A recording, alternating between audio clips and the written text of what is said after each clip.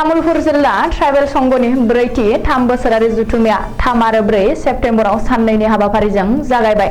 फुं समनिफ्रायनो गाहाय दरखं बेखेवनाय, आलासि जिरायग्रा थावनि बेखेवनाय, थान्दै नब्लां आरो जामुंसालि बेखेवनाय हाबाफारिजों तामुलपुर जौसिन फरायसालियाव जागायबाय।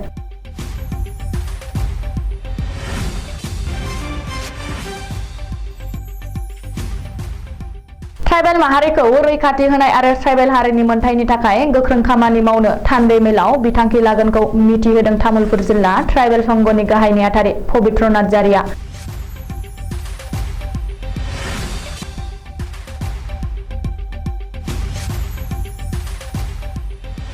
बेजों लोगोसेनो फोरमायबावोदि ट्राइबेल माहारिफ्रा दासिमबो गोबां जेंनाजों भुगिनांनानै दं, जेरावना गावनि थानाय जायगानि हानि फोरमान बिलाइफोरखौनो दासिमबो दिहुननानै लानो रोङा। ट्राइबेल फोरमान बिलाइ दिहुननानै लानायाव आन्दायनानै दङ। हाग्रा साखाथियाव थानाय ट्राइबेलफोरा जिब जुनारफोरजों उदखार खालामजायोब्लाबो बेनि फोरमानखौ होनो हायै बायदिनि थाखाय गोबां जेंनायाव भुगिबोनांदों। सरकारनि साख्रि थिसननायनि बेलायावबो ट्राइबेल माहारिफोरखौ नेवसिगारनानै दोनना गुबुन माहारिफोरखौ सरकारा सिगां प्रमोशन खालामनायखौ नुयो होननानैबो अजद दैखांदों बुंदों तामुलपुर जिल्ला ट्राइबेल संघनि गाहाय नेहाथारि पबित्र नार्जारिया।